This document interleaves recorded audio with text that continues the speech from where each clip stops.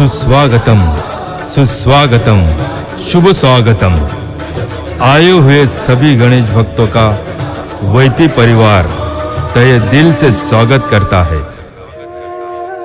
हे गणेश भक्तों, ये कहानी ऋषि वाल्मीकि, जो कि संस्कृत रामायण के प्रसिद्ध रचयिता है, जो आदि कवि के रूप में भी प्रसिद्ध है।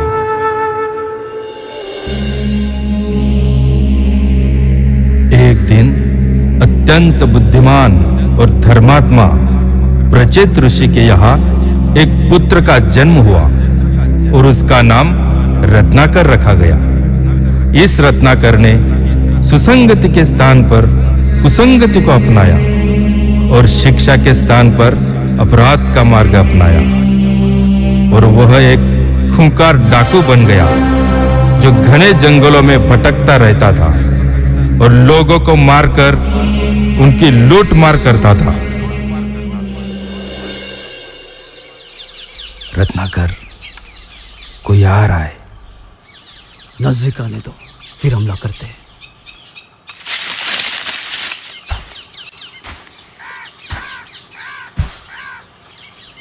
अपनी लाठी नीचे फेंक दो और जितने भी मुद्रा है और सोना है वो हमें दे दो।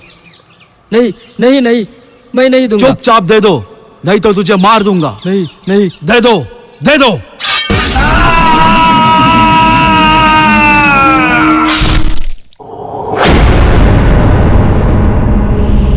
उसके बाद महाराज ने जंगल के रास्तों से मुसाफिरों का आना जाना बंद किया। तभी एक दिन नारद मुनि उस रास्ते की ओर आ रहे थे।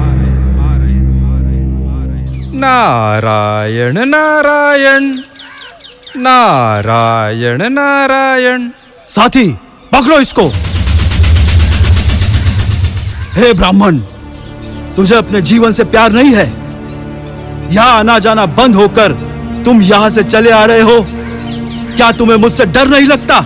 डर? कैसा डर? मैं डाकू रत्नाकर हूँ। नारायण नारायण, तो तुम ही वो डाकू जो लोगों को लूटकर उनकी हत्या कर देता है।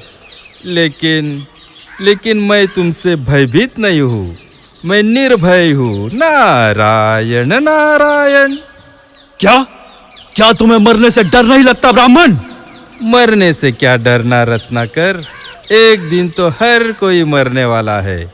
लेकिन क्या तुम निर्भय हो? हाँ, मैं भी निर्भय हूँ, मुझे किसी का डर नहीं। तो तुम यहाँ जंगल में छिपकर क्यों रहते हो?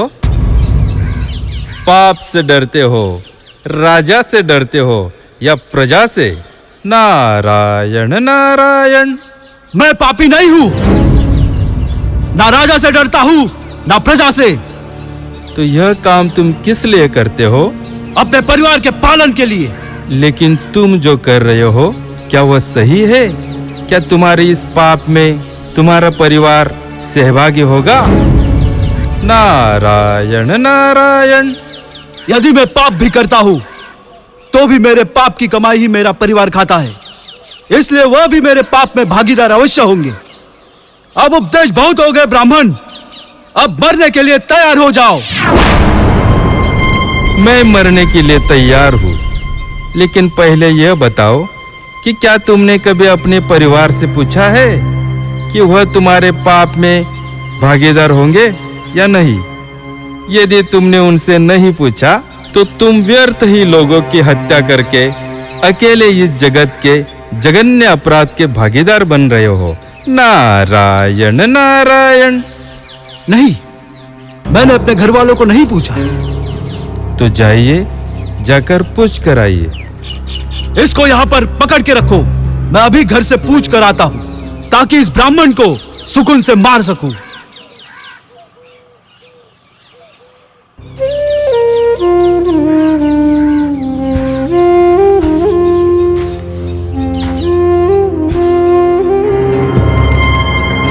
चंपा, सुनो चंपा। हाँ स्वामी। क्या मैं लोगों को मारकर लूटपाट करता हूँ, क्या वो पाप है? स्वामी, चोरी, लूटपाट और हत्या करना तो हमेशा से ही पाप है।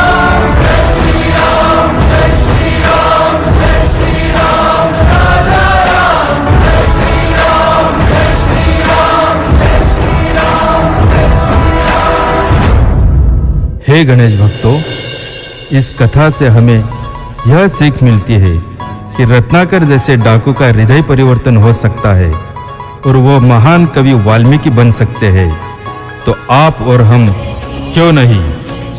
इसीलिए हम गणेश जी से प्रार्थना करते हैं कि हम सभी गणेश भक्तों को राम नाम जपने की सद्बुद्धि दें।